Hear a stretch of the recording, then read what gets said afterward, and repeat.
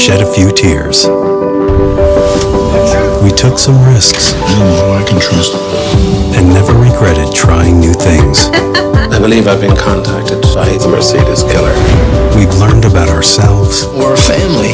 You gotta know what bridge to cross and what bridge to burn.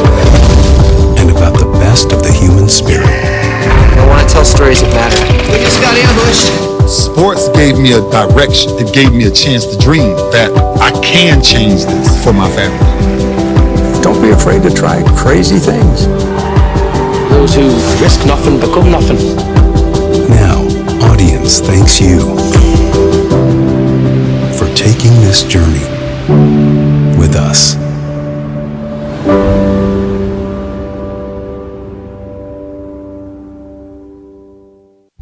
Here we go.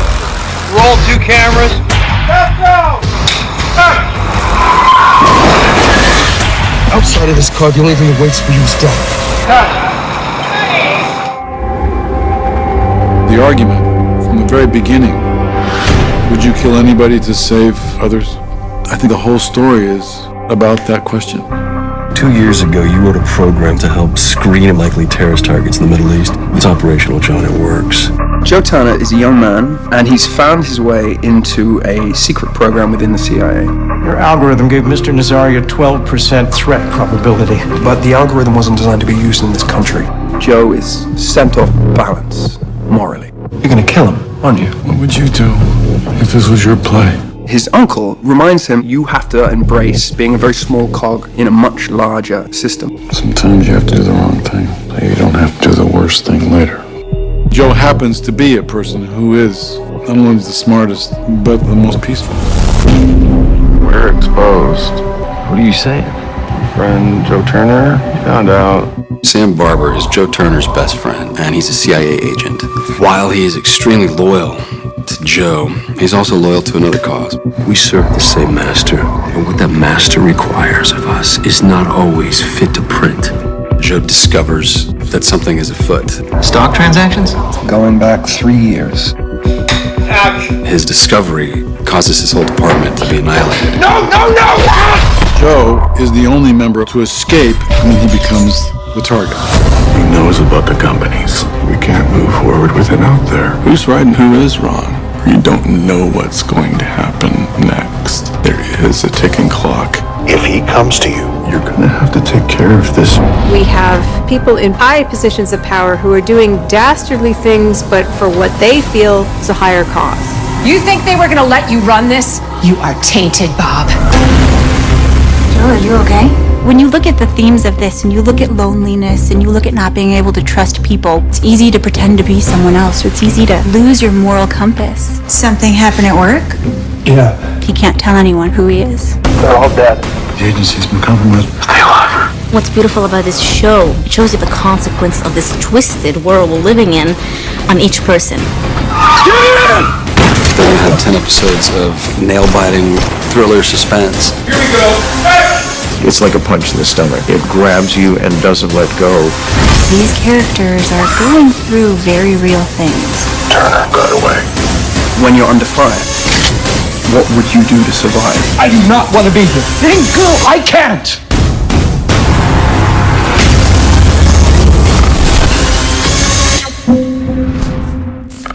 Hi, I'm Dan Patrick. Just want to say thank you to Audience Network for 10 great years. I can't begin to start thanking all the people who made this possible for the show to be on Audience Network. The fun that we had, a lot of great memories, a lot of great people behind the scenes. And you, the audience, thank you for your support. Thank you so much. Be safe to everybody out there, and our best to all the people who worked at Audience Network as well.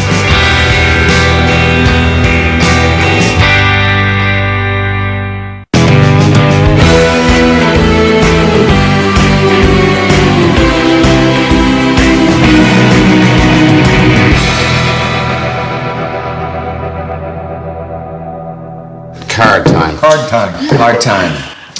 What really scares you? What makes a really good scare?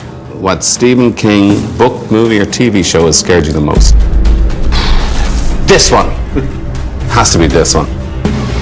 Bullet. Bullet! Oh. Why Why so afraid? Huh? Isn't this your happy ending? What scares me? Bad choices. Bad acting.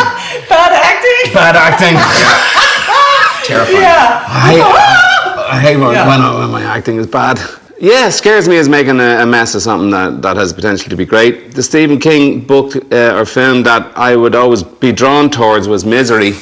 I just loved it. I love Kathy Bates anyway, and I just think that was really profound and scary in a way that we're hoping that, you know, this is like what we're trying to do with this series is look at obviously horror, but then follow the consequences. I think you feel sorry for yourself too much. I know a bad thing happened to you, but you always said how a person responds to adversity, that's his measure. This season there's a big trust, which is an overindulgence in the value of writing. And I love writing and I love reading and all that kind of stuff, but you can get very taken with the idea of how much you can do with the world. So a lot of what I would get scared about is overstating the value of literature and understating the value of literature. So trying to walk the line where what a person reads, how much it forms them, all that kind of stuff. I'm a bit scared this season that we fall either on one side or the other. I read up on Rothstein and the guy was angry, and it just oozes out in that book. I also read that reading his books can breed melancholy into teenage boys. It's like swallowing a bad drug. So after I read The Runner, I couldn't help but think of you. Your anger. I couldn't help but think maybe this book cultivated some of it.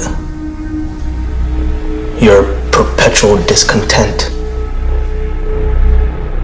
But what I find great about that about Misery, and to a certain extent what we're looking at here, is the idea that civilization is not a guarantee of a moral high ground. It's not a guarantee of integrity, really. Yeah, it's just an agreement that we all make. Yeah. And the agreement, if it's broken, unravels. Yeah. It's just an agreement. I think there's this concept that, which is very terrifying to me, is, you know, that things like law, justice, morality are these things given us by God. They are not. We invented them. Yeah. And we continue to invent them every time we betray them or follow them. Mm-hmm. And so I feel like something we explore in this season is like, it's all a dream. And so what are you dreaming about?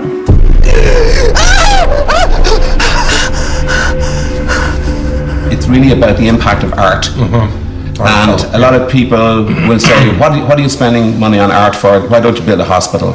And art is a hospital, right? I mean, it's not just a hospital, but it's like, it's kind of a pretty great hospital. It's about the stories we tell and the stories we spend our time telling, and the stories that pick us and the stories that we choose to be a part of. Mm-hmm. And that makes up a life too, and you hope that the stories you tell, without getting pretentious or lofty, because, you know, there are people who do things in the world that, like you said, hospitals and save lives and blah, blah, blah, but also reflecting people's lives and the monstrous things we're all capable of doing. Absolutely. And we hopefully choose not to. And some of these characters, you know, it's like Woody Allen's Crimes and Misdemeanors, which I thought was a profound film.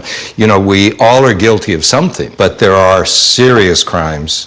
And then there are traffic tickets, you know, and we all make those mistakes, but this show really explores those things too. This went down fast, very fast, bang bang. Question is, who shot first? You gave me no choice! Thank you. Thank you. Thank you. Yeah, Cheers! Cheers. Cheers, my friends. Mr. Mercedes, season 3. Yay! Mr. Mercedes, an AT&T original series. Without real power, we cannot make a dent in this world. Rich Eisen here on the Rich Eisen Show, set in Los Angeles, California, home to this program for a great 5+ year run on Audience. I want to tip my cap to all the men and women who worked so hard to make the network what it was, to everybody from behind the scenes to all of you at home. It was a great run for this show. We thank you for watching it, and to all the people behind the scenes who helped make this show possible, love you.